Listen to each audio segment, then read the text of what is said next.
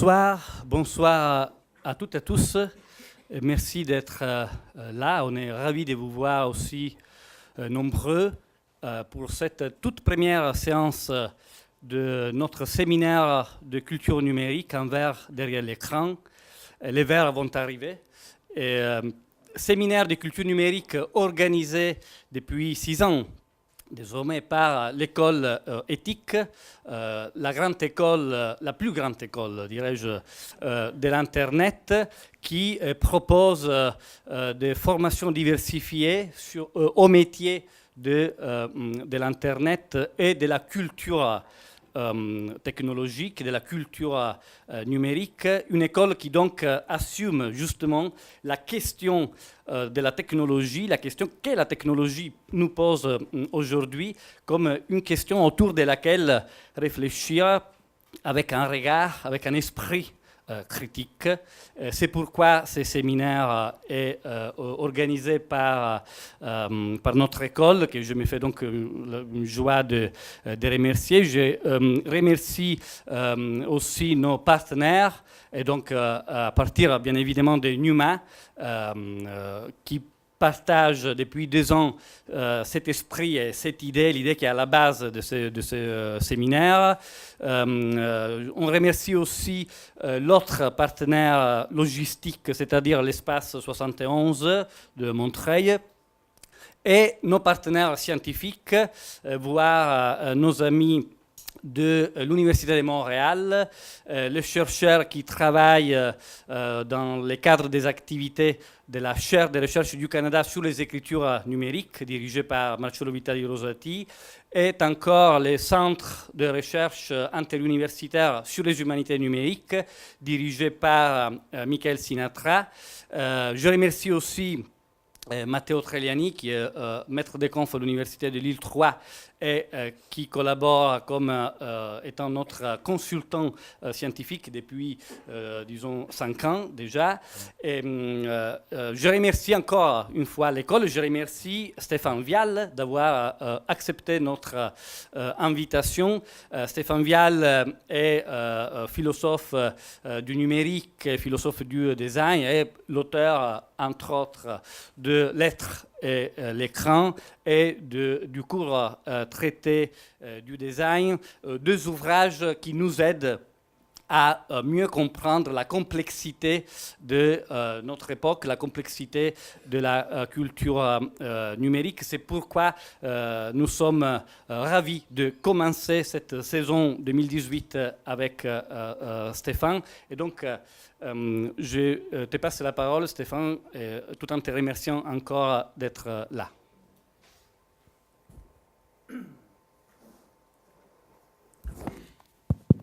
Bien, bonsoir tout le monde. Je vérifie que tout est OK, parfait. Eh bien, merci à toi, Pépé. Merci à Un verre derrière l'écran. Merci à tous les partenaires que tu as cités. Et merci à vous toutes et tous d'être là. C'est un vrai plaisir pour moi de revenir à Un verre derrière l'écran.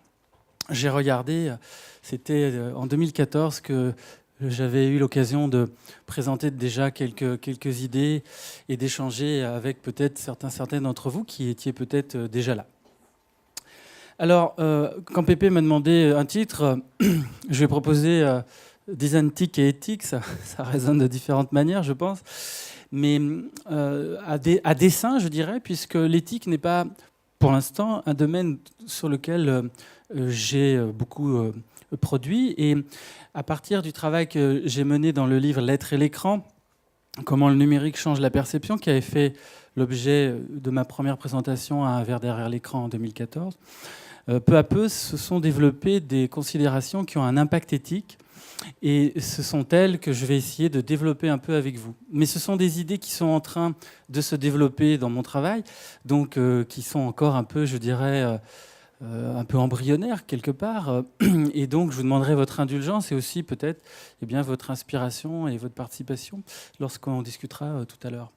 Alors j'ai regardé, je suis venu le 4 avril 2014, Pépé, ça fait un petit moment, et puis je me suis dit, et ça fera écho à des choses que nous dirons tout à l'heure, je me suis demandé si finalement l'écran s'il était devant ou derrière l'écran, et je crois que peut-être qu'on peut se servir, sous la forme d'une petite boutade terminologique, peut-être, mais avec un fond de sérieux quand même, on peut se servir de cette question du devant et du derrière aussi pour mettre en perspective des questions éthiques que nous allons aborder.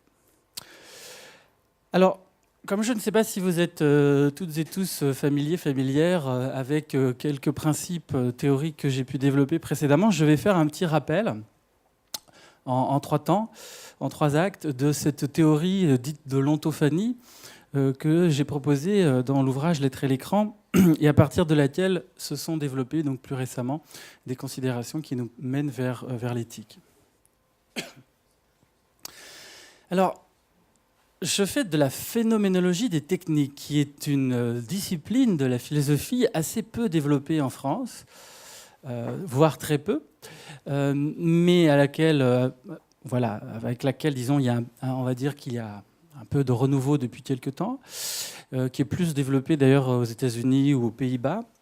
Et comme la phénoménologie en général, il s'agit de s'interroger justement sur l'acte de percevoir, sur l'expérience de percevoir, dans toute sa complexité philosophique. Pas d'un point de vue biologique, pas d'un point de vue cognitif, mais d'un point de vue phénoménologique, c'est-à-dire du point de vue de l'expérience que le sujet fait de la présence des êtres, des choses, des lieux.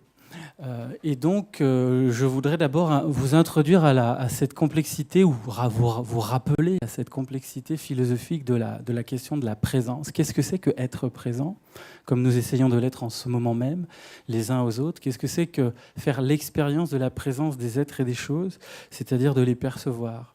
C'est un processus qui nous est tellement naturel, spontané et constant et permanent qu'on ne perçoit pas, pour le coup, on ne réalise pas sa complexité. Alors, la perception, on peut l'envisager de plein de manières. Ça, c'est la même chambre perçue par différentes espèces vivantes.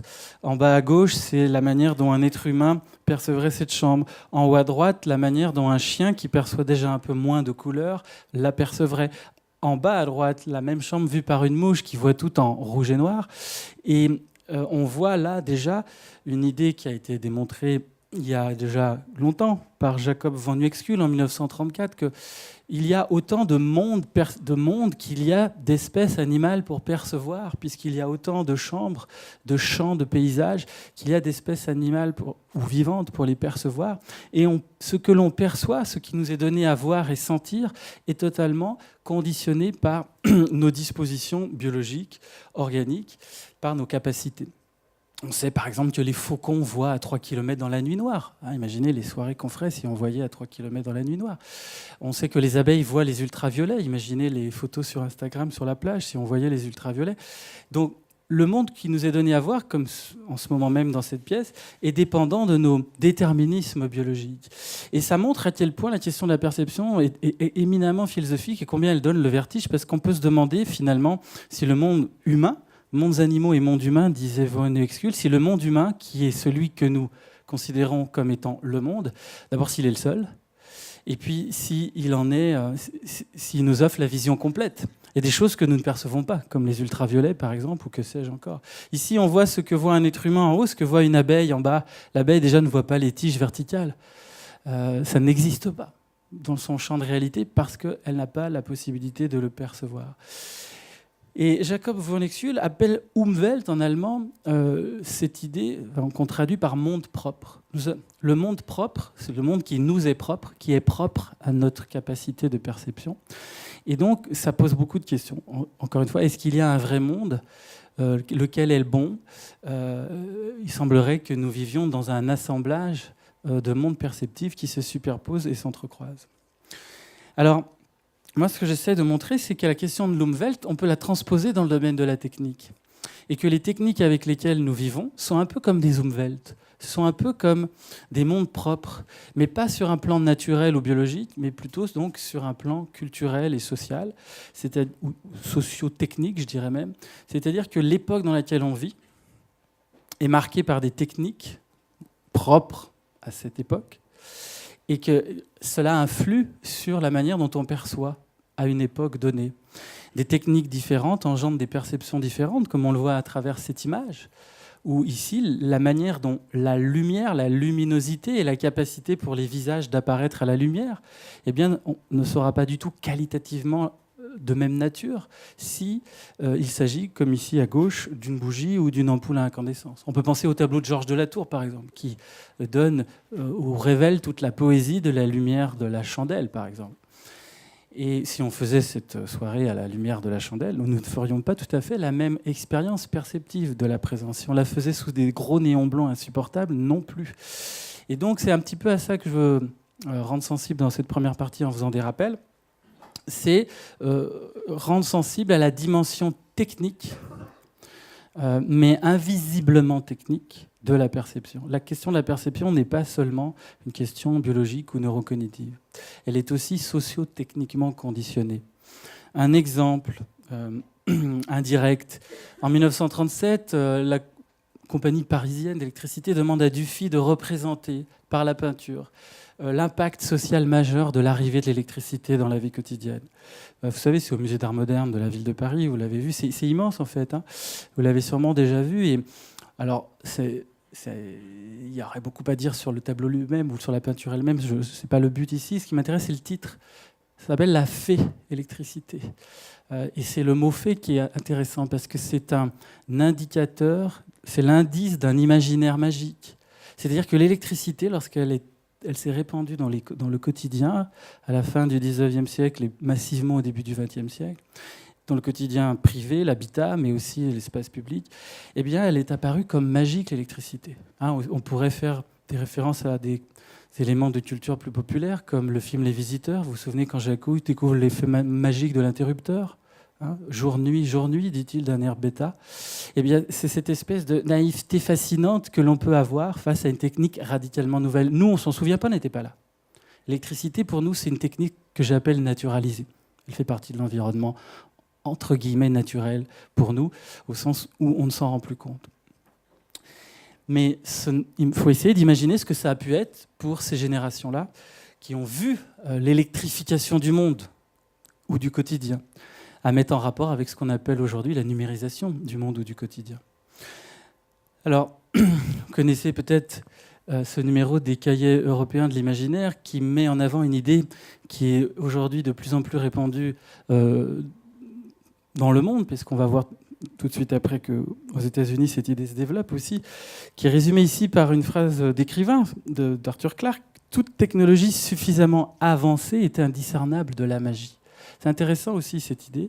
Hein, si encore une fois, on essayait de faire des confrontations historiques, si on demandait à Johannes Gutenberg s'il pouvait venir, là, Gutenberg, l'inventeur de la presse à imprimer typographique, et si on lui disait qu'on peut produire 500 exemplaires de la Bible et les envoyer tout de suite à 500 personnes, ou 100, même seulement 100, par mail, en une seconde. Je ne sais pas s'il arriverait à rester éveillé.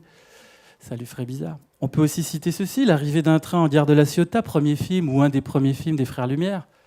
Et on sait que le film a créé un mouvement de panique dans la salle là où il a été projeté. Les gens ont cru que le train fonçait sur eux. Donc, la technique rend possible des perceptions nouvelles. Vous voyez, j'essaie d'illustrer ce lien subtil entre les deux. Récemment, il y a eu dans le MIT Technology Review de Rodney Brooks, qui est un des boss de la robotique au MIT, eh bien, il y a eu un texte très intéressant de sa part, à partir duquel je me suis amusé à faire ce montage, parce que c'est lui qui dit que si Newton pouvait aujourd'hui nous rejoindre, et qu'on lui montrait non pas une pomme, puisque la pomme et Newton, c'est une longue histoire, mais une pomme de type Apple, un produit Apple, eh bien, Rodney Brooks soutient que Newton serait incapable de différencier l'iPhone de la magie. Ça serait trop invraisemblable pour lui. Et il a cette phrase, Rodney Brooks, peut-être que Newton se demanderait si l'iPhone peut être une source de lumière sans feu, peut-il aussi transformer le plomb en or? Enfin, vous voyez. Donc, on voit que dans notre rapport au réel, les techniques jouent un rôle fort. Et c'était le premier point que je voulais indiquer. Je voulais indiquer que ce que nous percevons est techniquement conditionné. Alors le deuxième point, c'est qu'il y a un cadre théorique pour ça. Et ce cadre théorique que j'ai essayé de développer, eh bien, il a des racines très claires et des fondements très clairs, par exemple chez Bachelard, dans la notion de phénoménotechnique, où Bachelard explique qu'en fait, les sciences produisent des phénomènes plutôt qu'elles ne les découvrent ou ne les décrivent. On sait que l'activité descriptive est propre à la science, à la botanique, à l'anatomie, à l'astronomie. On décrit, on classe, on nomme, on explique aussi. Mais ce qui est intéressant, c'est que Bachelard montre qu'on fabrique aussi des phénomènes. On les fabrique parce que si on prend cet exemple de l'accélérateur de particules, dans les années 1910, le noyau atomique, ça n'existe pas. C'est une hypothèse théorique. Et puis dans les années 1930-35, on crée le premier accélérateur de particules, une technique, grâce à laquelle on fait s'entrechoquer à grande vitesse des particules élémentaires de matière qui créent des réactions qu'on peut observer. Et donc ça veut dire que le noyau atomique se phénoménalise indirectement à travers l'accélérateur. Il devient phénomène, il devient perceptible, il entre dans le champ de ce qui est perceptible. Et c'est la technique, l'accélérateur de particules ici, qui permet cette phénoménalisation. C'est pour ça que Bachelard appelle ça la phénoménotechnique. Toute science est une phénoménotechnique parce qu'elle produit des techniques, le microscope, qui rend visible des choses qui ne sont pas visibles à l'échelle de l'œil. Vous voyez, c'est tout ce rapport-là entre perception et technique qui est assez fascinant. Et qu'on peut résumer ainsi, c'est que la technique a un pouvoir. Elle a un pouvoir phénoménologique, un pouvoir qu'on pourrait, au sens neutre, appeler spirituel, c'est-à-dire qui relève non pas de la matière, mais de l'esprit. La technique agit sur le rapport spirituel que nous avons aux êtres et aux choses, en tout cas, appelons-le plutôt phénoménologique pour éviter les confusions. La technique produit de la phénoménalité, de la capacité d'apparaître. En ce moment même, la manière dont vous pouvez m'entendre ou me voir ou moi vous voir, etc., dans cet environnement, cette architecture qui nous isole du bruit, qui nous isole du froid, ce microphone, etc., ces lumières, tout cela conditionne l'expérience possible de la présence que nous faisons en ce moment. Alors c'est ce que j'ai appelé l'ontophanie. Phanie, apparaître, ontos, l'être, c'est le processus d'apparition de l'être. L'être, c'est une chaise, c'est un visage, c'est un lieu, c'est un moment. Tout simplement pour étendre l'idée de Bachelard à tous les phénomènes. Bachelard parle des phénomènes de la science, des phénomènes scientifiques, physiques, nucléaires, du noyau. Eh bien, j'ai fait l'hypothèse dans l'être et l'écran que tous les phénomènes sont phénoménotechniques, comme je vous le disais avec les exemples divers et variés que je vous ai donnés. Ce qu'on pourrait appeler la phénoménotechnique généralisée. À tout moment, il y a cela. On pourrait faire des exercices, et je vous invite à le faire dans votre quotidien. Essayez de vous rendre sensible, c'est le mot, aux conditions techniques des moments que vous percevez dans votre quotidien. Et pour essayer d'accéder en quelque sorte à la conscience de ce que j'appelle maintenant le sentiment autophanique, c'est-à-dire ressentir le conditionnement technique de la présence et la manière dont, du coup, il peut modifier les pratiques. Alors voilà, de tout cela, on pourrait tirer diverses conclusions. Je vais passer un peu plus vite là pour ne pas prendre trop de temps. Mais une des leçons de cette approche, c'est de sortir d'une vision de la technique comme outil, une vision très réductrice, alors que la technique, c'est plutôt une structure de la perception. Et de considérer que les techniques nous permettent... je fais ce jeu de mots, tous les objets techniques sont des appareils, comme des espèces de machines phénoménologiques, en fait, dans lesquelles se coule l'apparaître. La manière même dont les choses apparaissent à tout moment est liée à des appareils, même simples, qui nous entourent. On pourrait prendre les livres. Qu'est-ce que c'est qu'un livre ?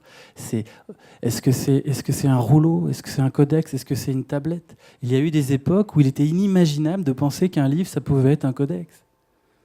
C'était forcément un rouleau. Aujourd'hui, il est encore un peu inimaginable de penser qu'un livre pourrait être une interface numérique, même si ça devient de plus en plus fréquent de le penser. Voilà, donc on parle beaucoup de digital natives. En fait, nous sommes plutôt des technological natives. Nous sommes tous natifs d'une technologie.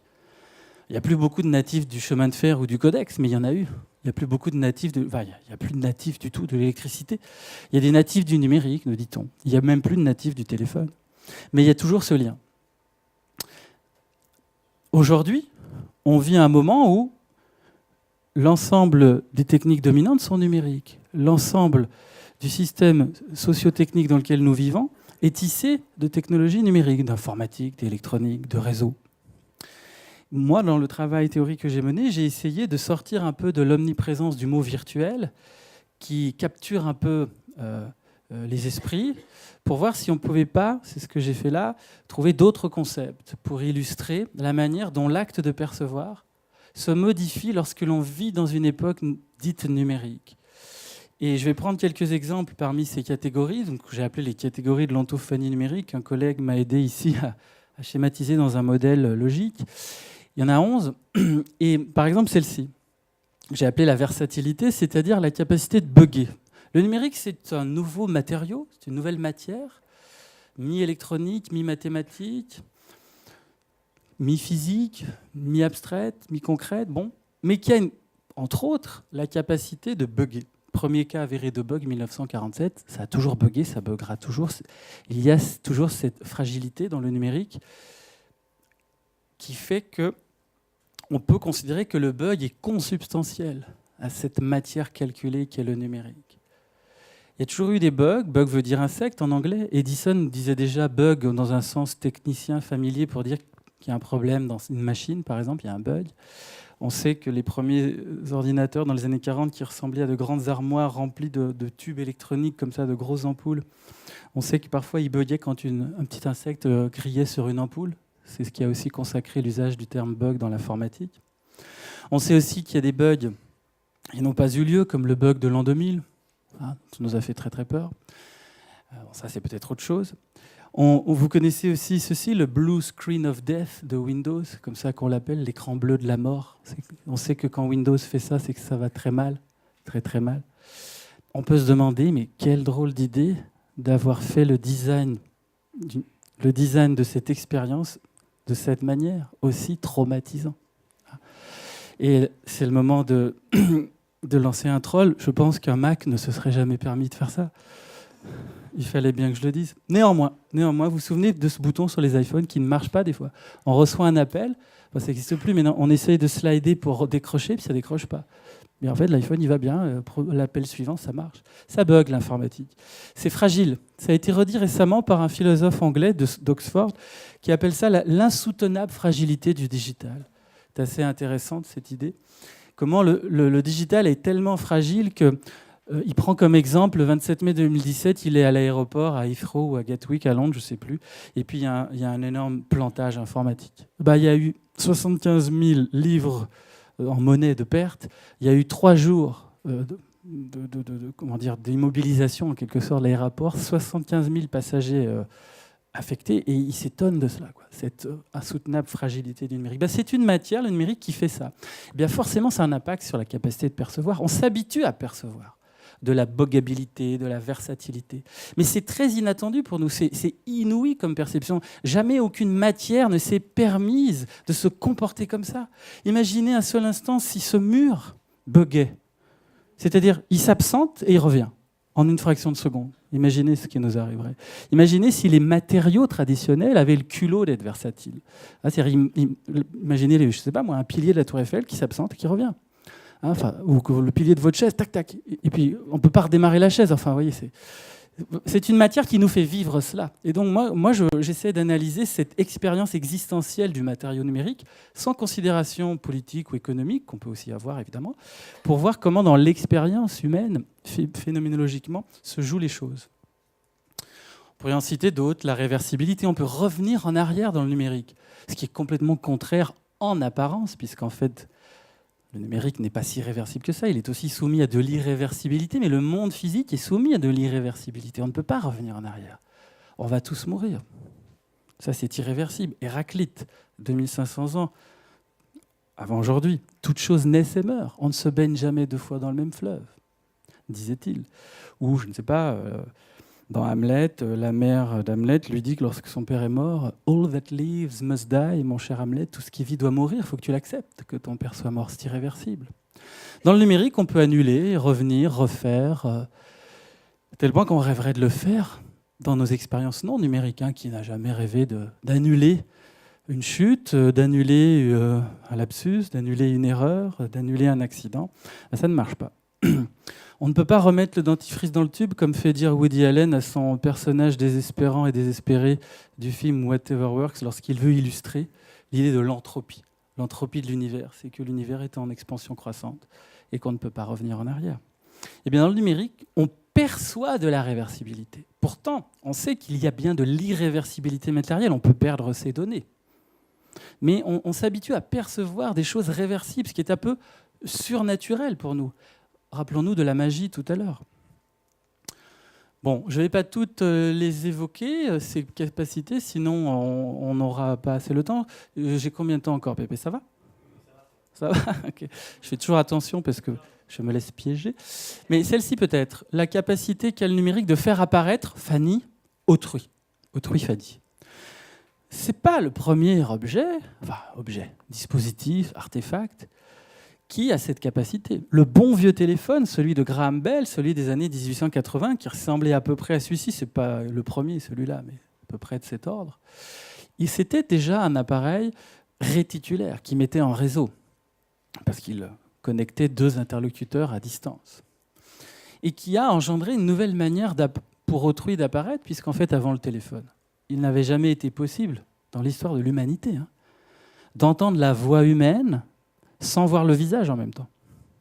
En tout cas, à distance, parce que bon, si on se met derrière la porte, on peut le faire, mais à distance. Et ce qui est intéressant, c'est d'essayer, ce qu'il faudrait savoir, c'est comment les premiers usagers du téléphone l'ont vécu, ça. On fait de la phénoménologie. Comment ils ont ressenti cette expérience-là de la perception d'autrui. C'est difficile de trouver de nombreux témoignages là-dessus, mais j'en ai trouvé un dans ce livre de Pauline de Broglie, sous le pseudonyme de la comtesse de Panche, paru dans les années 60, dont le titre est « Comment j'ai vu 1900 ». Elle raconte son enfance en région parisienne.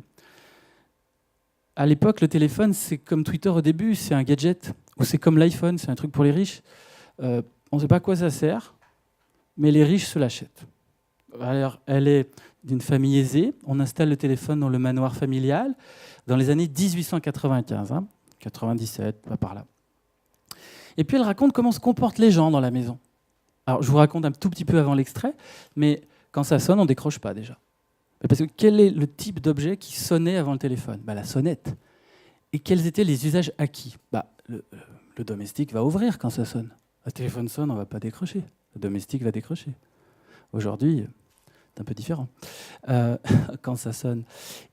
Elle décrit, par exemple, l'énervement suscité chez sa maman, c'est le début de la phrase, lorsque c'était difficile de joindre l'interlocuteur parce qu'il fallait passer par une espèce de standard compliqué, ce qu'on appelait les demoiselles du téléphone, etc. Mais sa mère, même si elle prenait des crises de nerfs et des migraines, elle revenait toujours, elle utilise le téléphone. C'est une early adopter. Tandis que sa grand-mère, non. Sa grand-mère ne veut pas y toucher. Elle ne veut pas en entendre parler. Et elle dit pourquoi. Et l'argument qu'elle donne, il est phénoménologique, il est formidable. Elle avait horreur de cette manière de se parler sans se voir. Se parler sans se voir, voilà l'innovation ontophonique du téléphone, la nouveauté techno-perceptive que le téléphone a rendue possible. Ça n'avait jamais été possible avant. Et quelqu'un qui avait construit sa faculté de percevoir pendant peut-être trop longtemps, ou en tout cas très longtemps sans cela, eh bien, sa grand-mère, en tout cas, n'en voulait pas. Elle était trop habituée à percevoir le réel de l'autre d'une autre manière. Aujourd'hui, les grand-mères téléphonent. Un projet, projetons-nous beaucoup plus loin, dans le futur, enfin c'est déjà du passé, mais bien plus tard que le téléphone des débuts. C'est un projet qui avait été mis en avant dans le magazine Wired, qui s'appelle I'm With You, d'un étudiant en design israélien qui avait fait ces deux objets connectés. Quand vous mettez la main sur l'un, il capte votre pouls, votre battement de cœur, il le transcrit en signaux numériques, c'est un objet connecté au Wi-Fi, et puis, mettons que votre fille ou votre conjoint est dans un autre pays au même moment, et ça reproduit le pouls sur l'autre objet. C'est une autrui-phanie cardiaque, je ne sais pas comment appeler ça. C'est-à-dire qu'on sent la présence de l'autre par son battement de cœur, mais on ne le voit pas, on ne l'entend pas, on ne lui parle pas. Enfin, on peut faire du Skype en même temps, on peut faire ce qu'on veut. Mais bon, à quoi ça sert? J'en sais rien. Peut-être ça ne donnera rien du tout. Mais les techniques ont ce pouvoir étonnant. Voilà, alors je passe un peu parce que ça pourrait être long. Juste pour conclure sur cette idée de digital natives, de natifs du numérique, dont les sociologues ont assez bien montré qu'elle n'a peut-être pas tant de sens que ça, parce qu'on s'aperçoit qu'en fait, une fois qu'on passe les usages sociaux, communiquer avec les copains, c'est pas parce qu'on est jeune qu'on sait se servir forcément d'un ordinateur en détail et en profondeur. En revanche, sur un plan phénoménologique, vous voyez que peut-être cette expression est intéressante. Parce que je crois que justement, ce n'est pas une question d'âge. ce que j'appelle plutôt une question d'appareillage, c'est-à-dire de choisir de s'appareiller à du numérique pour faire quelque chose. On peut, comme la grand-mère qui ne veut pas toucher de téléphone, ne pas vouloir toucher de Facebook. Tout à l'heure, j'étais avec un ami, on discutait avant de venir ici. Lui, il ne s'est jamais inscrit sur Facebook. Il ne sait pas ce que c'est. Moi, je l'adore, il me fascine. Non pas que je sois un fan absolu de Facebook, mais voilà, j'ai essayé, j'y suis encore, j'y serai peut-être plus, peu m'importe. Enfin, nous sommes quelques-uns sur cette planète à l'avoir essayé. Lui, non.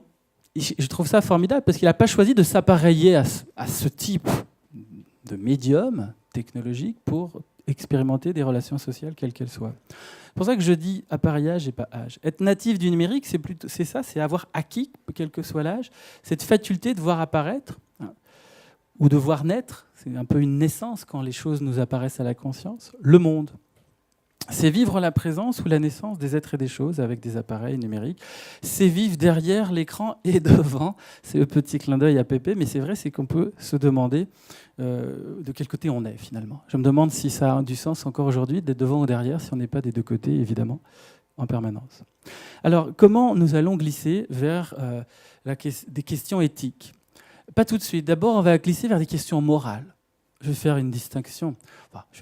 Distinction bien connue, je vais reprendre une distinction bien connue, entre morale et éthique, parfait, dans la mesure où, en fait, en travaillant sur cette phénoménologie du numérique, je me suis peu à peu rendu compte qu'elle permettait peut-être d'expliquer, c'est une hypothèse au travail qui se développe, peut-être d'expliquer des jugements de valeur que nous portons sur les usages du numérique, jugements de valeur qui pollue énormément le débat public sur le numérique, mais aussi le débat intellectuel, mais aussi le débat théorique, mais aussi le débat savant, le débat des chercheurs.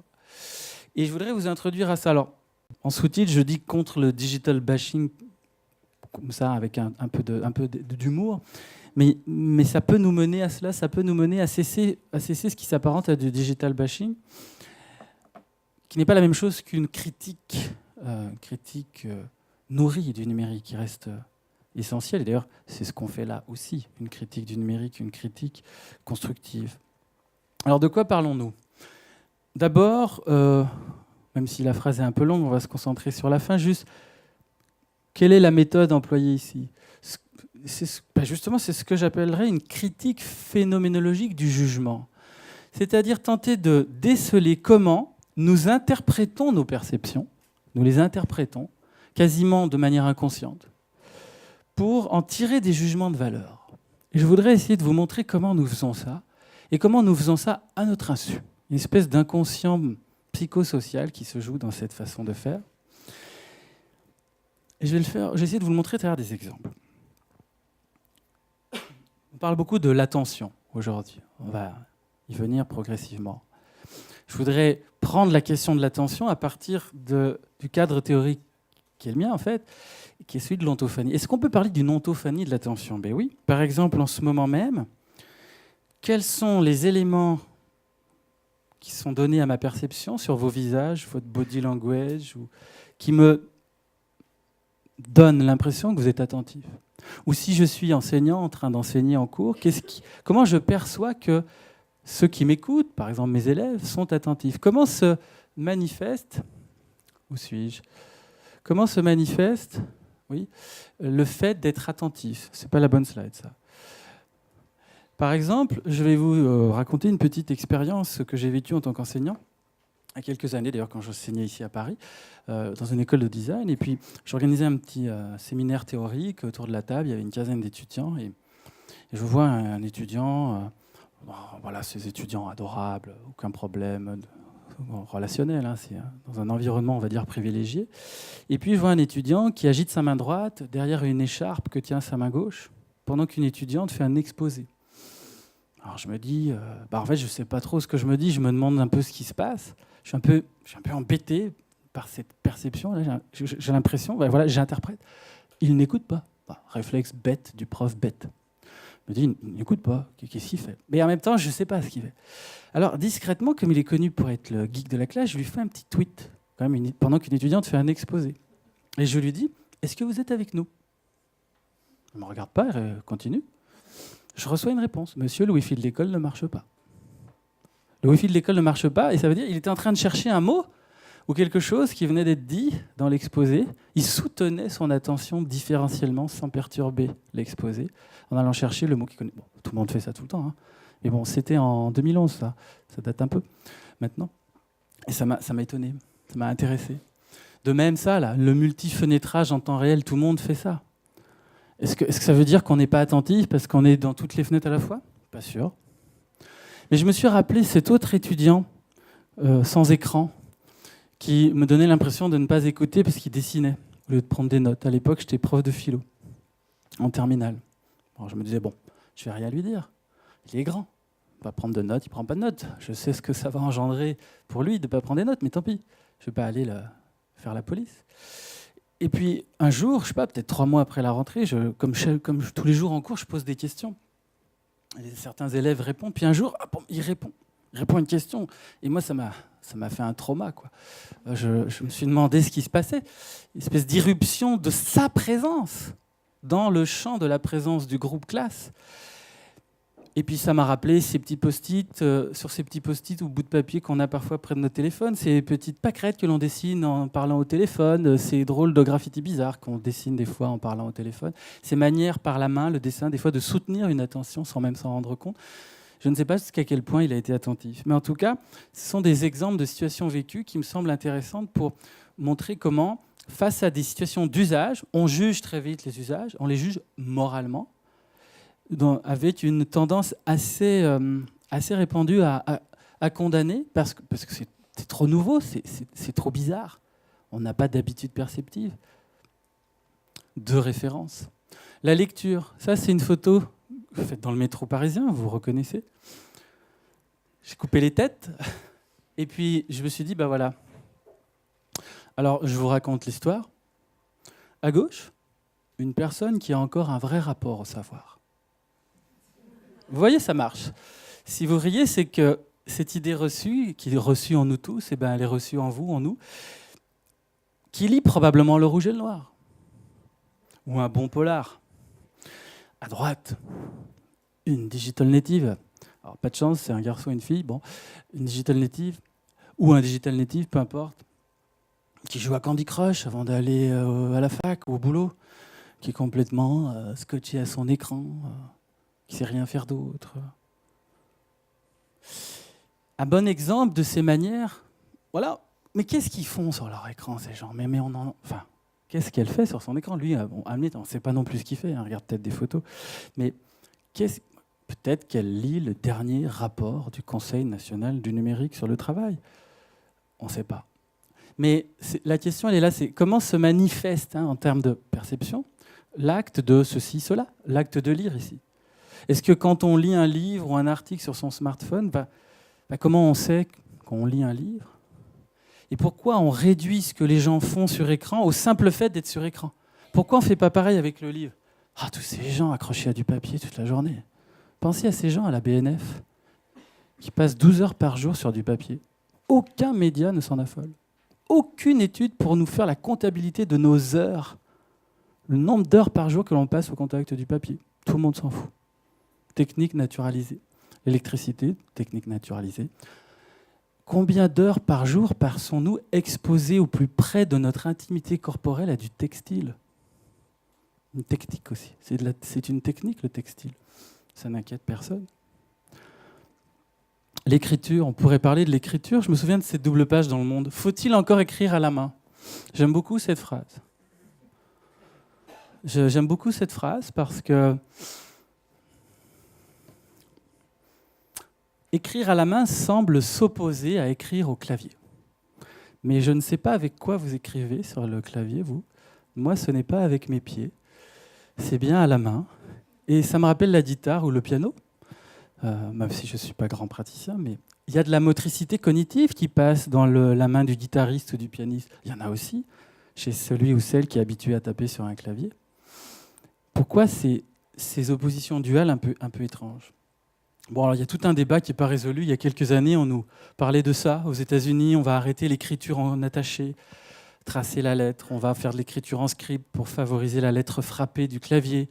Alors il y a des études qui montrent que quand la lettre est tracée, ça s'inscrit mieux cognitivement dans le cerveau. Quand elle est frappée, c'est différent. Mais bon, Je ne sais pas, peut-être que dans 20 ou 30 ans, tout le monde frappera des lettres et puis ce ne sera pas un problème. J'aime bien ce que dit Michel Serres quand il dit « Mais que foutaient nos neurones avant l'invention de l'écriture ? Est-ce qu'on n'avait pas d'activité cérébrale ou intellectuelle ?» Et il se réfère beaucoup, mais sur une longue échelle de temps, évidemment, hein, à la plasticité cérébrale et à la plasticité de l'intelligence. Ça, c'était dans Petite Poussette, ça date un peu également. Mais c'est intéressant, ça souligne cette manière que nous avons de nous adapter.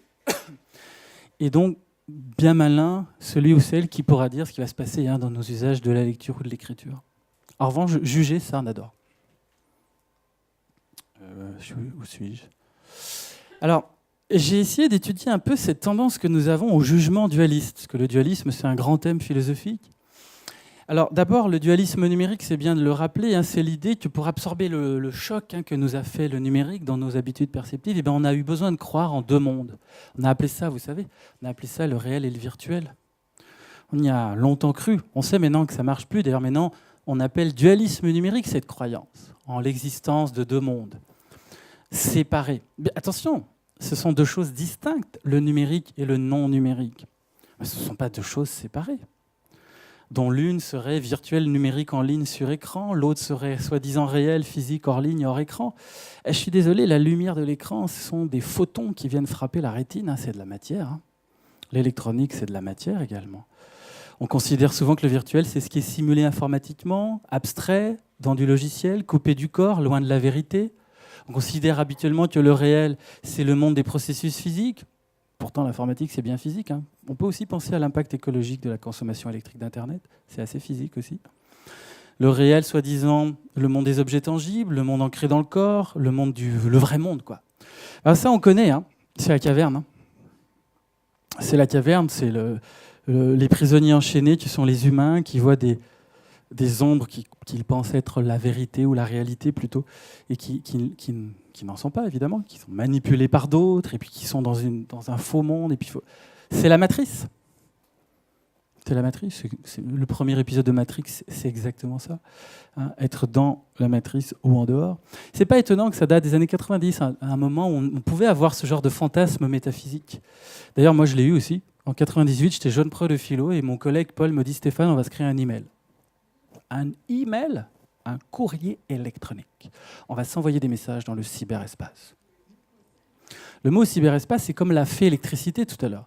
C'est un mot qui est dépositaire d'un imaginaire magique. J'ai l'impression qu'on va mettre un scaphandre et puis on va s'envoyer un message dans la 4e dimension électronique. Aujourd'hui, on se voit des emails avec une intense banalité et avec une abondance aussi assez pesante. Et à l'époque, on était anonyme sur les forums, les canaux de chat. Et mon copain Paul, il se crée l'adresse email cyberprof@voila.fr, si vous avez connu Voilà. Aujourd'hui, son mail, c'est paul.durand. Il faut dire aussi que ça, c'est l'aspect économique. On est encouragé à donner nos vraies informations personnelles parce qu'elles font l'objet de reventes, etc. Mais indépendamment de ça, on voit qu'avant, on avait un avatar. Maintenant, on a une photo de profil. Parce qu'avatar, si vous ne le savez pas, c'est un terme qui vient de la religion hindoue. Ça veut dire manifestation divine. Donc la première fois que des gens ont vu des autrui sur un écran, même à travers un simple canal de chat textuel, ils se sont dit, lorsqu'il a fallu représenter avec une image, ils ont dit c'est un avatar, c'est une manifestation surnaturelle de l'autre à travers l'écran. C'est comme le téléphone de la grand-mère. Hein. C'est waouh, c'est comme se parler sans se voir, ça paraît magique. Le dualisme, il se trouve que c'est pas anecdotique.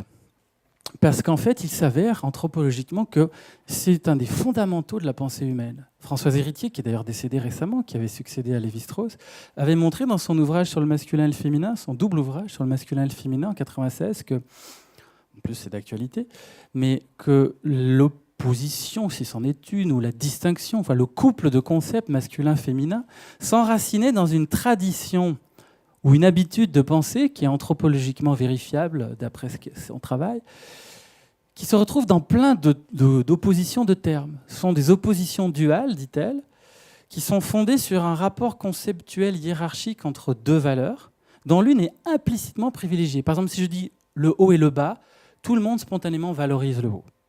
Si je dis l'animé et l'inerte, Tout le monde spontanément valorise l'animé versus l'inerte. Le clair et le sombre, on pourrait faire l'histoire du christianisme avec ça, les ténèbres et la lumière, frères, sœurs, père, mère, etc. Alors voilà, je reviens à ce schéma. On est conditionné à juger de manière dualiste, c'est extraordinaire. On réactive des métaphysiques dualistes en permanence. Donc le dualisme numérique, le problème de cette façon de penser, c'est que ça nous amène assez vite à un dualisme métaphysique, le vrai et le faux. Bah, pourquoi dialoguer avec tes potes sur les réseaux sociaux ? C'est pas la vraie vie, mon fils. Va taper dans un ballon. Je sais pas.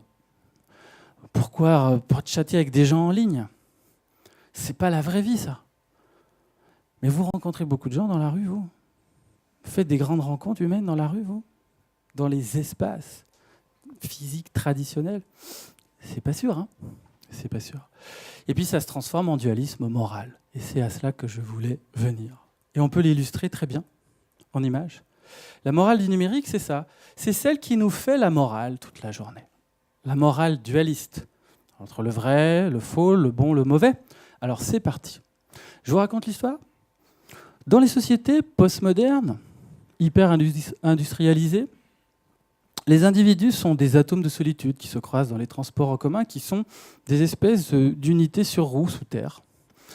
Et ils sont les yeux rivés sur des écrans, les oreilles bouchées par des casques. Ils ne se regardent pas, ne se voient pas, ne se parlent pas. Tel est le lien social ou la déliaison sociale du monde contemporain, sous l'effet du numérique, qui isole les gens les uns des autres. Alors qu'avant, le lien social était tout autre. Les gens pouvaient prendre le train, initier des conversations spontanées avec leurs voisins, dans un souci constant d'être dans l'échange avec autrui et la socialité. Le papier n'avait aucun pouvoir de captation de l'attention. Tandis que, bon, voilà. Donc vous voyez, j'aime bien plaisanter avec ça parce que ça illustre bien ces jugements moraux qui se font tout seuls. Hein. C'est ça le problème. Ils se font tout seuls. C'est-à-dire que nous les faisons ensemble. C'est nous, en tant que groupe, qui les produisons, en tant que groupe social. Alors, l'image de gauche, aussi, un autre bel exemple, a été beaucoup tweeté il y a peut-être 2 ans maintenant. C'est au Rijksmuseum d'Amsterdam. Alors, on a des tweets à n'en plus finir sur cette jeunesse digitalisée, scotchée sur écran, qui tourne le dos à Rembrandt, hein, littéralement, tourne le dos à l'art pour bidouiller sur des écrans. Mais on ne tweete pas beaucoup l'autre photo du même groupe. Et on ne se renseigne pas beaucoup, contrairement à ce qu'a fait heureusement le journal Le Télégraphe, sur c'est quoi la vraie scène ? La vraie scène, c'est qu'ils sont sur une application du musée, en fait, avec un médiateur culturel ou un enseignant, je ne sais plus, et qui ne sont pas du tout en train d'être cette jeunesse décervelée sur écran, que l'on veut qu'ils soient, qu'il est si jouissif de dire qu'ils sont. Alors voilà, on arrive vers la fin. Et ça va être des suggestions pour débattre et discuter. Je crois qu'il faut sortir de cette espèce de morale du numérique, déjà en prendre un peu conscience, et puis essayer d'inventer, alors ça c'est vraiment des idées embryonnaires que je jette là, essayer d'inventer une éthique du numérique, quelque chose de bien plus exigeant. L'éthique, c'est quoi ? C'est le domaine de l'action et de la justification de l'action. Pourquoi on fait ce que l'on fait ? Quelles sont les bonnes raisons qu'on a de le faire ? Au nom de quelle valeur ? C'est ça le domaine de l'éthique. Alors, pourquoi on est sur un écran ? Pourquoi on n'est pas ? Pourquoi il ne faudrait pas y être ? Pourquoi il faudrait y être ? Dans quel contexte ? Avec quelle personne ? Dans quel moment ? Et il y a plein de questions comme ça qui se posent à nous. En fait, le numérique est en train de tester notre liberté. C'est formidable, en fait. C'est une énorme occasion de redéfinir ce que c'est que la liberté. C'est-à-dire qu'on est constamment sommé de définir des règles. Est-ce que je vais tout le temps dessus, cet écran ? Est-ce que je vais le mettre sur mon chevet ? Est-ce que je vais dormir à côté ? Je veux dire, tout le monde se pose ces questions assez souvent. Mais en fait, au lieu de le voir comme une irruption violente qui nous décervelle, il faut le voir pour ce que c'est. C'est une nouvelle manière pour le rapport au monde de s'organiser.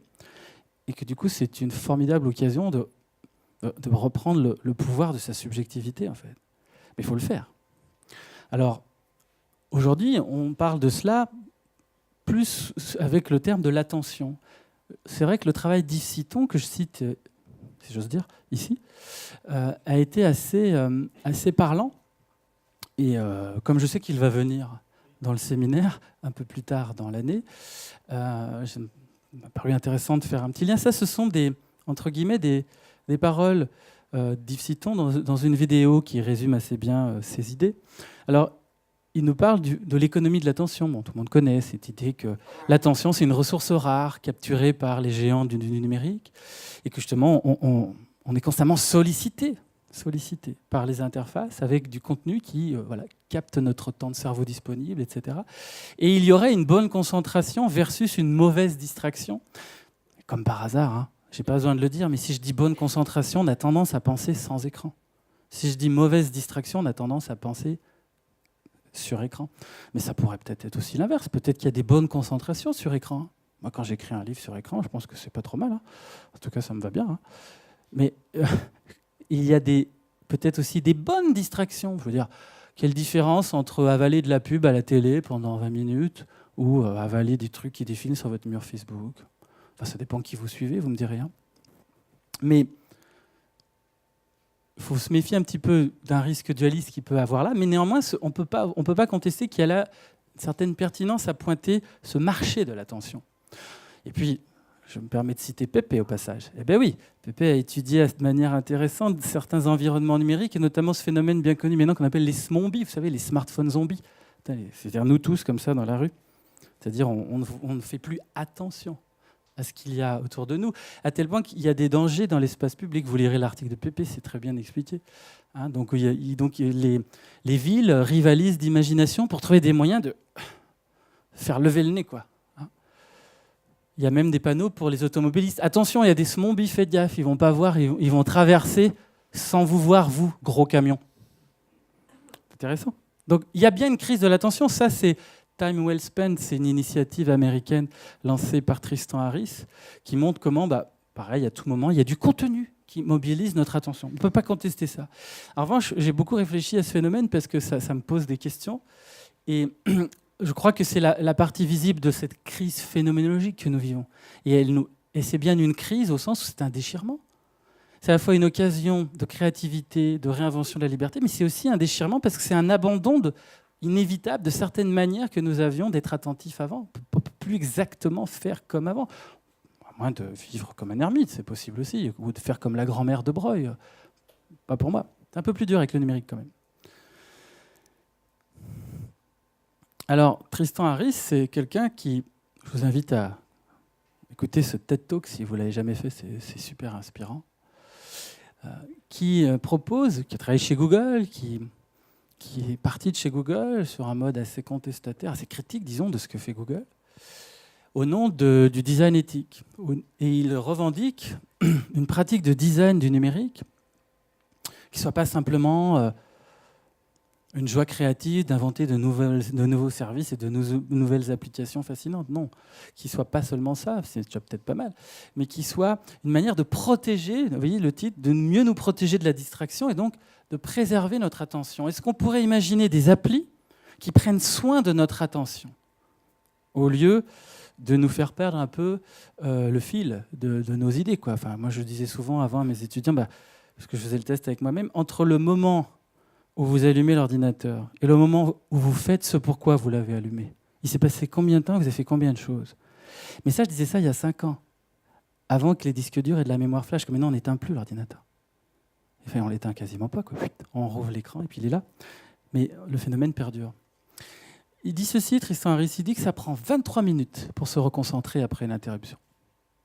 Il s'appuie sur des études cognitives. Et il dit aussi que plus on s'interrompt, plus on est interrompu, plus on s'interrompt soi-même. On prend l'habitude de s'interrompre. C'est un peu comme un réflexe pavlovien, quoi. Et on fait du micro-tasking de soi-même de plus en plus. Bon, c'est un phénomène, certes. Et puis, il donne cet exemple. Il dit, imaginez, si vous connaissez un peu le chat de Google Doc, imaginez cette fonction en bleu qui n'existe pas actuellement. Imaginez qu'on conçoive cette fonction. On est plusieurs à travailler sur un document, et puis on chatte en même temps pour échanger des idées sur ce document. Et puis, à un moment donné, Nancy, elle est inspirée, Nancy. Elle aimerait bien ne pas être dérangée par son collègue qui veut chatter avec elle. Comment il s'appelle? Je ne sais pas, je ne vois pas son nom. Et Tristan Harris imagine, si Nancy, elle pouvait juste cocher une case qui dit « je suis focus » là. Alors ça apparaît, elle est sur l'écran, mettons, de Paul, elle est focus. Et pendant ce temps-là, tous les messages que Paul lui envoie, ils sont en attente, elle ne les reçoit pas. Mais pour lui, en revanche, c'est bien parce qu'il voulait se débarrasser de cette idée, alors il l'a envoyée. mais elle ne les a pas encore reçues. Puis quand elle sera plus focus, elle pourra les lire. C'est un exemple de design éthique selon Tristan Harris. C'est intéressant.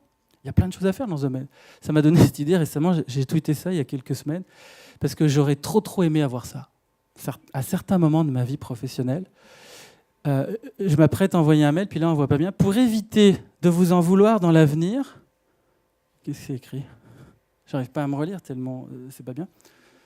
Cet email pourrait être envoyé plus tard. Non, oui. Ça m'aurait aidé des fois. Comme nous tous, je pense. Peut-être que ça peut être ça le design éthique aussi. Bon, ça peut-être, je sais pas. C'est une idée comme ça. En tout cas, la crise de l'attention me paraît être cette partie qui est la plus visible de la crise ontophonique que j'essaie de décrire. Et je ne crois pas que le design de l'attention va suffire. Et c'est ma conclusion. C'est que je crois qu'il va falloir qu'on fasse tous un travail d'auto-analyse, d'auto-analyse phénoménologique en quelque sorte. Bon, là, j'ai repris des choses qui sont dans la description de la conférence. Excusez-moi, ça a fait un gros tas de texte, c'est pas pertinent de vous mettre un gros tas de texte sous les yeux, mais c'est ce que je disais un peu tout à l'heure, quand je vous disais que le numérique est une occasion de réinventer la liberté. Je ne crois pas qu'en faisant plein d'applis qui sont... Alors, il faut le faire, je pense qu'il faut vraiment le faire, mais en faisant plein d'applis qui protègent notre attention, ça va suffire. Je crois que pour chaque personne, il va falloir faire un travail sur soi. Comment je veux prendre soin de mon attention ? Yves Citon en parle un peu de ça. Qu'est-ce que je peux faire avec mon attention, dit-il. J'ai pris cette phrase de lui dans cette fameuse vidéo parce que j'aime bien le début, mais j'aime moins la fin. Parce qu'il dit, qu'est-ce que je peux faire avec mon attention ? C'est tout à fait ça. Qu'est-ce qu'on peut faire ? Pour ça, il faut s'auto-analyser un peu. Qu'est-ce qu'on est ? Qu'est-ce qu'on fait ? Qu'est-ce qu'on veut être ? Qu'est-ce qu'on veut faire ? Je peux contrôler la façon dont demain, mon milieu, mon environnement conditionnera mon attention, dit Yves Citon. Oui. Je peux dire que demain, je débranche mon téléphone. Oui. Je peux dire que demain, je n'ouvre pas mon mail. Je peux dire que demain, nous allons partir dans une forêt. Ce que j'aime pas trop dans la fin, même si c'est peut-être pas son intention, et si c'est Yves Citon, c'est que à la fin, ça devient un peu dualiste, quoi. On a l'impression que pour recontrôler son attention face à l'inondation numérique, il faut faire du non numérique. Je ne crois pas.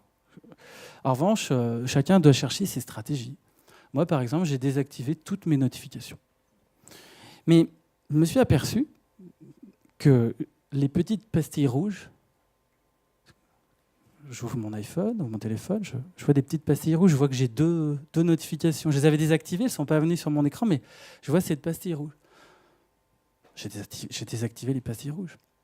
Parce que j'avais trop envie d'aller voir, quoi. Et puis maintenant, je choisis quand j'y vais. Et je m'entraîne à faire ça. C'est pas du masochisme, je vous rassure. C'est que j'essaie de comprendre comment j'ai envie d'être attentif. J'aime beaucoup le numérique. Au numérique et au non-numérique. J'essaie de faire ce petit travail d'auto-analyse. Et je vous invite à le faire parce que je crois que c'est ce que Pierre Hadot appelait un exercice spirituel. C'est la manière dont Pierre Hadot définissait la philosophie antique, qui était une pratique, une manière de s'interroger sur sa vie, le sens de celle-ci, ce qu'on y fait, son action. Et je crois que le design éthique peut nous y aider, mais il ne va pas suffire. Il faut que chacun mène ce travail. Chacun fasse son travail individuel, personnel, mais aussi professionnel. Moi, j'interviens dans de nombreux milieux professionnels très différents où ces questions d'attention se posent différemment. Chez les enseignants, par exemple, ou à l'hôpital. Enfin, c'est jamais tout à fait à la fois, il y a des problèmes qui reviennent et des problèmes différents. Donc voilà, je voudrais vous inviter à ça. Je crois que ça peut être le fondement d'une éthique du numérique à bâtir qui ne serait pas une simple morale. Je vous remercie.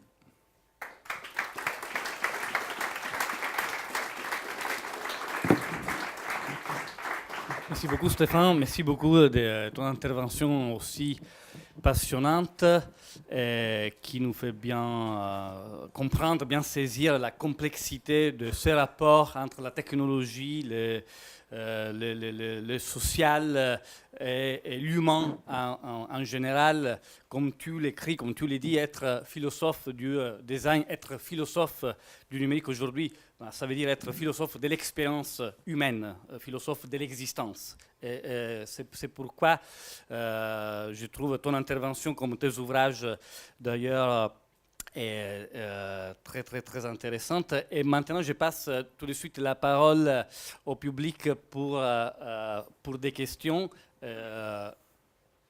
Donc, c'est... on peut couper l'écran. De faire passer ouais, je n'ai plus besoin.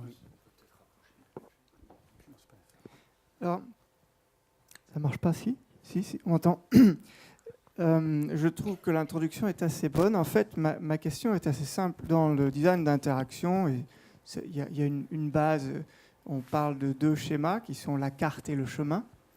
Et donc on dit, je vais faire des analogies, mais la carte et le chemin est présenté par Bill Verplanck, qui a inventé le terme design d'interaction avec Bill Moggridge. Dit, finalement, la carte, par analogie, c'est la culture protestante, catholique, et c'est Apple. Le chemin, pardon. Finalement, on m'a orienté et on me facilite la vie. Et tout comme on me suggère certaines actions, comme tu l'as illustré dans le téléphone, la simplicité et certaines choses se font pour moi. À l'inverse, la carte, vue par analogie à la culture protestante et à Microsoft, dans l'article de Umberto Eco en 1996, je crois, c'est la capacité d'autonomisation. Ça, c'est l'introduction à ma question. Ma question, c'est quand on parle de l'éthique, et j'entends beaucoup de discours sur une question que tu n'as pas évoquée ici, qui serait quelque chose de l'ordre de l'universel. Et je crois que finalement, par la carte et le chemin, on a déjà 2 choix. Moi, je me suis beaucoup intéressé à la question des cultures. Je fais beaucoup d'observations de terrain. Et je trouve problématique de voir que finalement, Zuckerberg, qui de toute bonne foi a créé quelque chose d'éventuellement éthique de son point de vue, est sa représentation du monde avant tout, en fait. Et qu'elle n'a pas valeur d'universel quand on voyage dans certains pays. Il a décidé de ne pas afficher des photos qui, dans d'autres pays, seraient considérées comme affichables, par exemple. Et la question de l'éthique est donc, finalement, il n'y a pas une éthique, mais des éthiques, comme je l'avais écrit dans mon article dans Sciences du Design 4. Et c'est la question, non pas en bon designer, de concevoir une éthique, mais de favoriser une appropriation des outils. C'est-à-dire que, finalement, si je vais tourner ma question en suggestion, je pourrais rentrer dans Facebook avec mon propre système de valeurs qui pourrait me permettre de filtrer ou de m'approprier l'outil avec ma perspective et mes valeurs. Ce que ces outils ne font pas, puisqu'en fait, eux, en revanche, vous imposent leur éthique. C'est-à-dire, quand je rentre sur Facebook, j'accepte les terms and conditions de Facebook et je trouve un compromis, finalement. Ce sont des valeurs auxquelles je n'adhère pas, mais je suis contraint d'y adhérer pour jouer. Bah, si j'ai bien compris ta question, Rémi, on se connaît un peu. Et c'est que... Non, mais moi, je ne sais pas si j'ai une bonne, vraie réponse, mais en tout cas, ce qui est sûr, c'est que face à n'importe quel artefact, je suis quand même libre de ne pas suivre tout ce que cet artefact me propose ou m'impose de faire. C'est le hack, c'est le détournement, c'est l'adaptation de l'objet à mon usage ou du dispositif à mon usage. Je ne suis pas obligé de faire tout ce que Facebook me propose, comme tu le dis. Je peux l'adapter, le faire diverger. Il y a des choses qu'en revanche, je suis obligé de subir. Alors, jusqu'à quel point chacun évalue la situation. On fait, comme tu dis, des compromis acceptables. Bon, je tolère ces publicités qui me fatiguent parce que je trouve autre chose. Ou à certains moments, j'en ai marre, je désactive mon compte, ou je disparais, ou je quitte, ou je n'utilise plus, ou je n'utilise pas le téléphone, ou je n'utilise plus de voiture, ou je ne conduis plus, effectivement, je pense que la question de l'éthique, c'est la question du positionnement du sujet. Et qu'évidemment, on n'est plus à une époque où on pense que le sujet est spontanément 100% libre de toutes ses actions et décisions. Il y a des déterminismes qui saturent l'individu de toutes parts, sociologiques, économiques, politiques, psychologiques, par exemple, ou culturels, comme tu le disais. Mais à la fin de mon propos, justement, quand je parle d'éthique du numérique et que je dis que c'est une occasion de réinventer la liberté, c'est que je crois à la possibilité, quand même, que l'individu se positionne, malgré les déterminismes qui le conditionnent.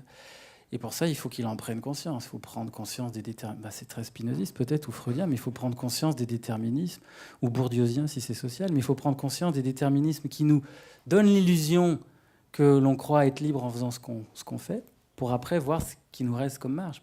Moi, je me demande, depuis Yves Citon, je me demande souvent, tiens, est-ce que là, ce que je suis en train de regarder sur tel ou tel écran, est-ce que je l'ai vraiment décidé, en fait ?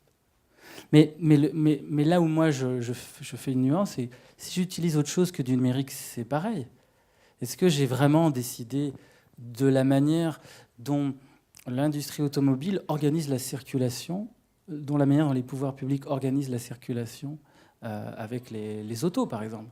Bon, on connaît les différentes innovations qu'il y a pu y avoir, comme Autolib ou d'autres choses, ou que sais-je, Uber peut-être, qui tentent de le faire changer. Mais donc, il me semble que malgré les différents déterminismes de design, de culture, enfin de tout niveau, il me semble que l'individu, quand même, s'il arrive à faire ce travail d'auto-analyse et de prise de conscience d'un certain nombre de déterminismes qui pèsent sur lui, il a quand même une marge, une zone d'éthique où il peut essayer de se positionner.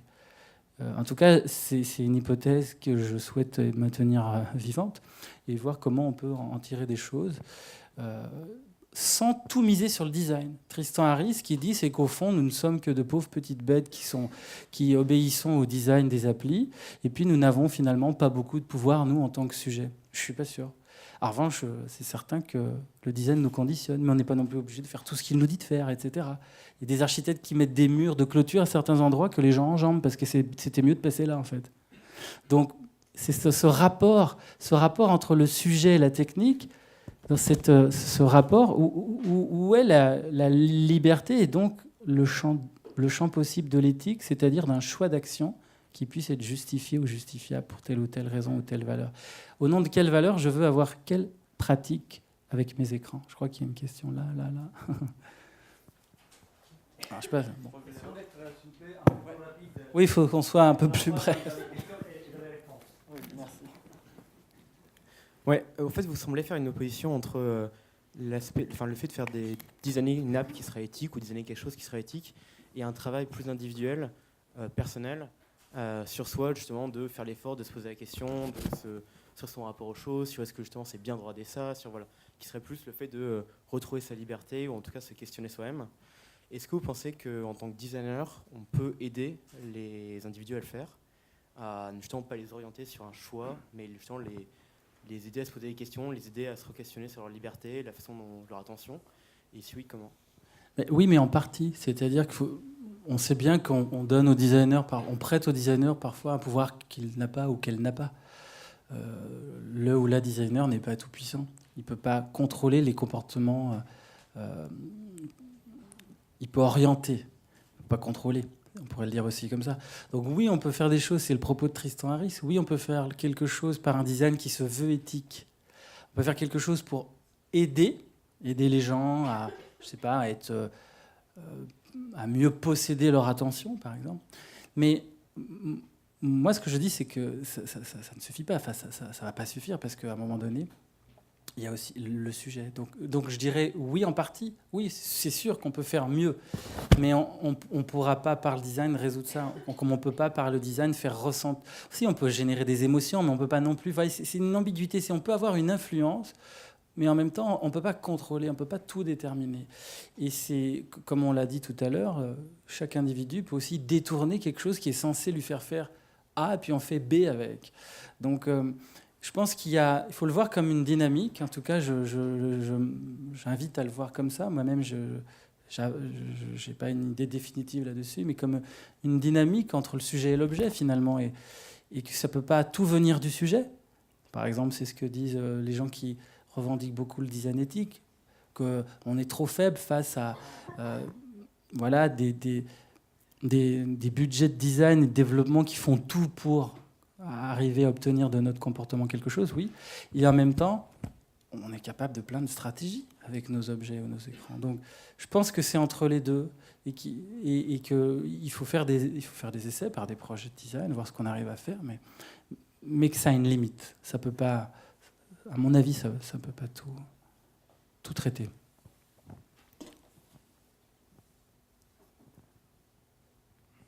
Alors, j'ai une question pour vous, c'est que vous avez parlé du coup de la façon dont la société voit les nouvelles technologies, notamment avec l'exemple des jeunes dans le métro avec leur téléphone, mais c'est quelque chose qui semble être assez plutôt un phénomène, parce qu'il y a eu le même cas à l'apparition de la télévision, elle avait été critiquée par les journaux, et maintenant c'est la télévision et les journaux qui critiquent les nouvelles technologies. Donc ne pensez-vous pas que c'est plus une forme de mécanisme défensif des médias déjà en place pour éviter de perdre plus de parts de marché ou plus d'influence? Ah bah ça joue. Moi, j'ai pas abordé l'aspect économico-politique que vous soulevez là. D'autres le font bien plus ou peut-être bien mieux que moi. C'est pas mon approche. Moi, j'essaie de me concentrer sur l'expérience existentielle vécue par le sujet. Mais ce que vous dites est vrai aussi, ça en rajoute. Moi, je pense que du côté du sujet, il y a un mécanisme de défense contre la nouveauté, comme la grand-mère et le téléphone. Il y a quelque chose qui vient perturber le rapport au réel tel qu'il est habituellement conditionné. Et en plus, c'est vrai, je pense que vous avez raison, il y a des stratégies aussi de protection de son marché, par exemple, qui en rajoutent. Oui, ça, je vous suis volontiers là-dessus. Ça, c'est une autre couche du même phénomène. Et merci beaucoup, Stéphane. Donc, c'est vraiment très bien dit, la question du risque, du dualisme. Je pense que vraiment, on est très d'accord sur ça. J'ai pensé, dans mes recherches récemment, travailler sur les cinémas en réalité virtuelle. Les cinémas en réalité virtuelle. Et on se disait que les cinémas en réalité virtuelle sont en forme de déconnexion. Parce que finalement, on est très concentré sur une expérience et finalement, le numérique est en forme de prise sur le réel. Non, on est tout le temps en relation, par exemple, avec quelqu'un qui n'est pas là, avec le monde du travail, avec les proches. Et donc, on est très dans le réel avec le numérique. Le numérique nous permet d'avoir une prise sur le réel très forte. Et quand on veut la déconnexion, finalement, on veut se détacher quelque part, que ce soit en faisant une promenade en montagne ou même en allant au cinéma ou avec un casque de réalité virtuelle. Et donc, effectivement, cette séparation numérique, réelle, virtuelle, n'a pas trop de sens. Mais est-ce que, donc, à ton avis, on pourrait dire que la technique, finalement, c'est un révélateur de quelque chose d'autre? Donc, dans toutes les technocritiques que l'on entend partout, finalement, il y a quelque chose de vrai, non? On partage avec Yves Citon. Et la technique révèle des phénomènes sociaux ou des tendances sociales qui sont celles de l'accélération, du travail partout, tout le temps, qui donc, la technique nous permet de voir, on permet de révéler ces problèmes et finalement les accentuer aussi. Et du coup, finalement, critiquer le numérique ne veut pas dire critiquer le numérique, mais veut dire critiquer les tendances sociales qui sont derrière le numérique et que le numérique nous permet d'exercer. Donc il y a un philosophe, un autre concitoyen, un Italien, Gianni Vattimo, qui disait le problème n'est pas la technique, mais c'est la domination. Et du coup, la technique est tout simplement un moyen qui est souvent utilisé pour exercer le pouvoir. Donc dans les numériques, nous, on voit un moyen qui accentue des relations de pouvoir. Et du coup, parfois, on se trompe, on critique les moyens, mais finalement, c'est la relation de pouvoir que l'on veut critiquer, ce qu'il y a derrière. Mais oui, mais c'est majeur d'arriver à identifier l'objet de la critique que l'on formule. Et c'est parfois une difficulté. Parce que, comme tu le dis très bien, la technique en général, elle concentre, elle cristallise les choses, puisqu'elle est l'opérateur permanent de notre lien au monde et aux autres. Il y a toujours... J'ai même écrit un article dans lequel j'essaie de montrer que même dans les expériences les plus intimes, dont on n'imagine pas une seule seconde qu'elles ont une dimension technique, il y a de la technique, comme faire l'amour. Il y a énormément d'aspects techniques. S'isoler du regard, bon, après chacun ses pratiques, mais dans nos sociétés, la plupart des gens s'isolent du regard des autres. Il faut 4 murs pour ça. Si ça manque, on ne pourra pas faire tout à fait la même chose. On pourrait parler de contraception, on pourrait parler de sextoys, on pourrait parler de beaucoup de choses. Même dans les expériences les plus intimes qui, sans n'avoir rien à voir avec le monde de la matière et de l'agencement artefactuel, il y en a toujours qui conditionnent. Et parfois, certaines choses qui manquent rendent certains moments très détestables. Et donc, tout ça pour dire que la technique concentre notre rapport au monde dans toutes ses dimensions. Alors après, effectivement, il y en a qui vont mettre l'accent plus sur telle ou telle dimension. Tout à l'heure, quelqu'un évoquait les aspects économiques ou politiques. On accuse souvent la technique, on prend souvent la technique comme cible à la place d'autre chose. Par exemple, aujourd'hui, le numérique, c'est devenu le bon objet sur lequel taper si on veut critiquer le capitalisme. C'est parfait. Pour critiquer le capitalisme, il suffit de taper sur le numérique, parce que justement, maintenant, il s'est immergé partout. Mais qu'est-ce que l'on veut réellement critiquer? C'est ça qu'il faut. Une bonne et belle critique, c'est une critique qui a identifié l'objet de sa critique. Et ce n'est pas toujours le cas chez nos collègues ou nos amis penseurs autour de nous. Et ça me dérange un peu. Et en plus, chaque niveau d'analyse n'exclut pas les autres. Donc on peut cumuler une lecture plus anthropo-phénoménologique ou une lecture économico-politique, etc. Donc je suis d'accord, il faut bien identifier quel est l'objet que l'on critique. Jean-Pierre Séris, qui est un philosophe français de la technique, qui est décédé maintenant, mais qui a beaucoup contribué à analyser le phénomène, disait que déjà dans les années 70, les philosophes confondaient la technique et le capitalisme. Bon, ça continue, enfin, voilà. Donc après, il faut bien nommer l'objet de sa critique. Et moi, ça me gêne pas. Mais en même temps, c'est compliqué parce que la technique est un instrument du capitalisme. Parce que dans l'industrialisation est portée par les machines, donc depuis toujours, c'est pas que la technique, l'électricité, on faisait le même discours, tout le monde très bien avec EDF. Donc c'est difficile de séparer les deux, finalement. Oui, moi, je ne suis pas le bon interlocuteur pour parler de ça parce que je fais peu de travail là-dessus, mais bien sûr que c'est difficile de séparer les deux, comme c'est difficile de séparer la technique du moment que nous vivons, comme c'est difficile de séparer la technique de toute chose. C'est aussi ça que j'essaie de montrer, c'est qu'elle vient médiatiser tout type d'activité, conditionner tout type d'expérience. Alors évidemment, sur les expériences de grande échelle, comme l'industrie, l'impact est énorme. Ça, je suis d'accord. J'aimerais poser une question juste pour enchaîner sur ces discours. On est loin, on va se rapprocher, Pépé, Oui, l'un de l'autre, non ? oui. Pour enchaîner sur ces discours, parmi les caractéristiques de l'orthophanie numérique telles que tu les listes dans ton ouvrage, dans Lettres à l'écran, tu soulignes les caractères d'un numérique jouable et ludique. Hein, et on voit que c'est de plus en plus ludique, surtout au sens du design. Un design qui nous suggère de plus en plus des pictogrammes, des effets spéciaux pour enrichir un geste comme celui de prendre et envoyer une photo et beaucoup d'autres exemples. En général, donc, l'expérience numérique du monde, on en parlait juste hier à Éthique, semble être de plus en plus une expérience ludique.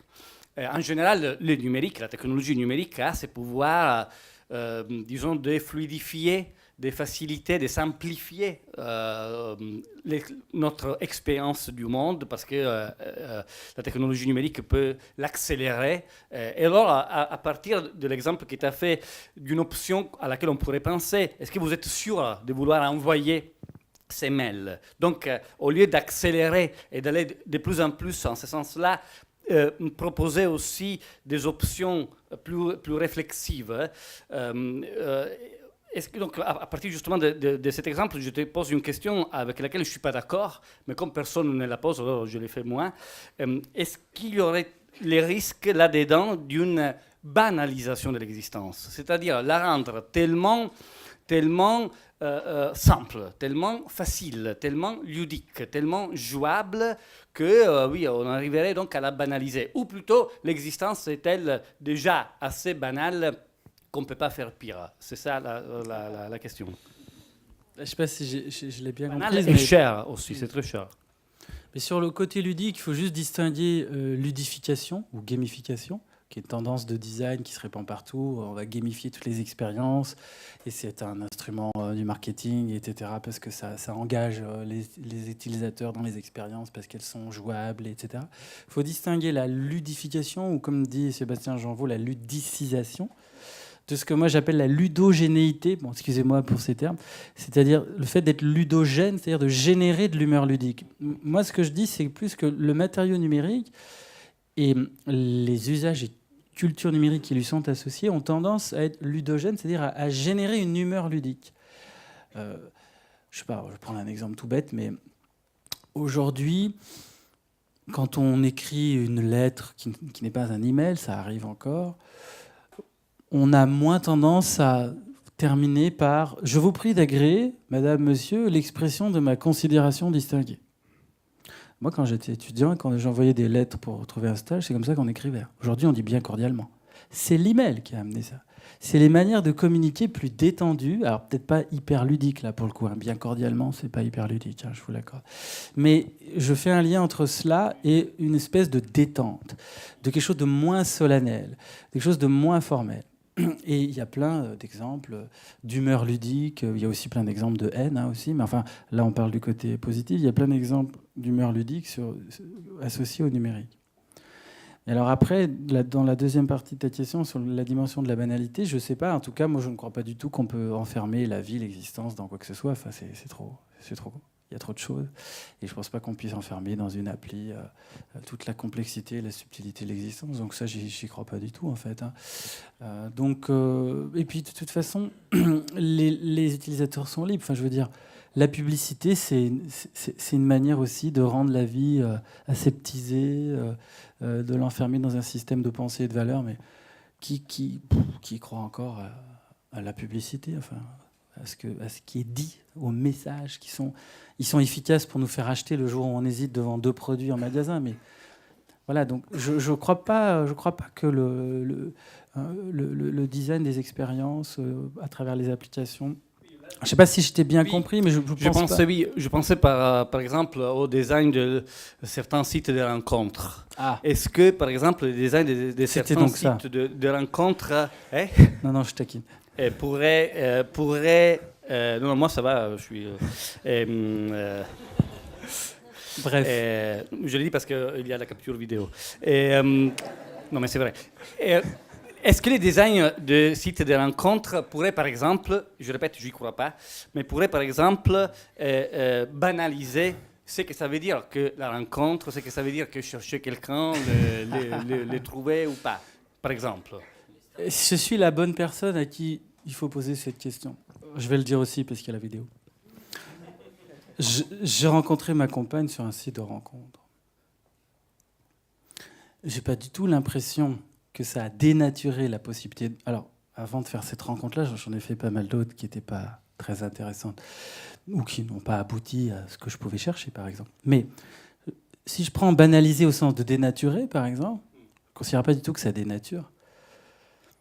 Pas faire non plus un moment de trop d'auto-analyse, là, mais de confidence. Mais en tout cas, ce que je veux dire, c'est qu'il y a quelque chose, par exemple, moi j'ai expérimenté, que je peux dire, qui est simple, et qui est rendu possible par les sites de rencontres. Alors après, tout dépend comment ils sont conçus. Il y aurait tout un tas de choses à dire de telle et telle appli. Mais par exemple, la possibilité de s'abstraire un petit peu de l'intensité perceptive de la présence corporelle de l'autre pour accéder à un autre type d'échange. Ça, c'est possible avec le numérique. De s'abstraire un petit peu, voire beaucoup, parfois c'est nécessaire, voilà, de l'effet que fait physiquement la présence dans le même espace, à 1 mètre, à 50 cm, à 2 mètres, à 10 mètres, l'autre. Et du coup, la possibilité des discussions, par exemple, peut être décuplée. Pourtant, on peut avoir aussi des discussions décuplées en face à face en buvant une bonne bière. Enfin, voilà, il n'y a pas à forcément découper les choses en deux, et puis il y en a qui marchent, d'autres qui ne marchent pas. Mais il me semble que, oui, il y a plein de choses qui sont possibles à travers cette... Et je ne crois pas que ça banalise. En fait, je crois que ce qui banalise, c'est si on essaye sans y croire. Bah oui, ça va vraiment être pourri, quoi. Ça, j'en suis assez sûr. En revanche, mais c'est pareil que d'initier je ne sais pas moi, d'initier un contact avec quelqu'un qui nous plaît, je ne sais où, dans une rue, dans un espace. C'est pareil, si on n'y croit pas, si on n'est pas incarné ou habité par soi-même au moment de le faire, on a beau être hors ligne, ça va être peut-être assez fade. Lorsqu'on drague, faut y croire, je suis d'accord avec toi. C'est un Italien qui l'a dit. Oui, une dernière question, je crois que c'est la dernière. Oui, tout à l'heure, vous aviez parlé de la possibilité de personnifier son net, son Internet, son interface. Et il y avait l'exemple de, je ne sais plus si c'était Alice ou quoi que ce soit, Alice et Focus, avec une espèce de fleur de lotus en dessous. Nancy. Oui, Nancy, exactement. Donc pour la personnification, c'est une bonne chose, mais du coup, la distraction semblait être l'ennemi du coup de la concentration et de la production. Et je voudrais pas totalement d'accord avec ça. Je voulais juste raconter une anecdote. Il y a quelques dizaines d'années, Keith Richards et Mick Jagger, dans le salon de Keith Richards, lendemain de soirée, redescendent sans doute un certain nombre de drogues. Keith Richards prend la guitare et se dit « je vais faire un morceau phénoménal ». Il joue, il n'y arrive pas. Et Mick Jagger le regarde jouer, et il regarde par la fenêtre. Et par la fenêtre, il voit un homme passer. Il regarde Keith Richards, il lui dit « tu sais qu'il y a un homme qui est dans ton jardin en ce moment ?» Keith Richards lui dit « oui, c'est Jack, c'est mon jardinier ». Et Mick Jagger regarde par la fenêtre, et il lui dit « tu sais que ton jardinier, il a une jambe de bois ?» Et c'est vachement marrant parce que quand il marche, sa jambe de bois, elle frappe le sol. Et je vois comme des éclairs. Et c'est comme ça que... des flashs, en fait. Et c'est comme ça que le morceau Jumping Jack Flash est né. Et c'est un morceau très très connu et qui a fait beaucoup parler de lui. Et ce qui a fait que ça a marché, c'est qu'en fait, Keith Richards, qui était chez lui dans son salon, a choisi Mick Jagger comme ami. Il a choisi sa distraction. Et c'est ce qui lui a permis de créer ce morceau. Donc, c'est le fait que la distraction puisse être un ennemi. Le fait de supprimer les notifications, de supprimer les pastilles rouges, plutôt les contrôler peut-être, plutôt que de les supprimer. En fait, on va essayer de faire le lien entre Nancy et Jack. Il y a beaucoup de choses, mais pour rebondir sur la fin de la question, moi, j'ai donné l'exemple que je coupais mes notifications, mais je mets de la musique. Donc, si la question c'est est-ce qu'il existe des distractions qui soutiennent la créativité ? Moi, je suis sûr que oui. Hein. Mais là, c'est tellement personnel, au cas par cas, selon les moments, la même personne peut être inspirée par, je sais pas moi, un fond musical pendant qu'elle écrit, par exemple. Et puis la même personne, le lendemain, c'est pas possible, quoi. Il faut pas de musique.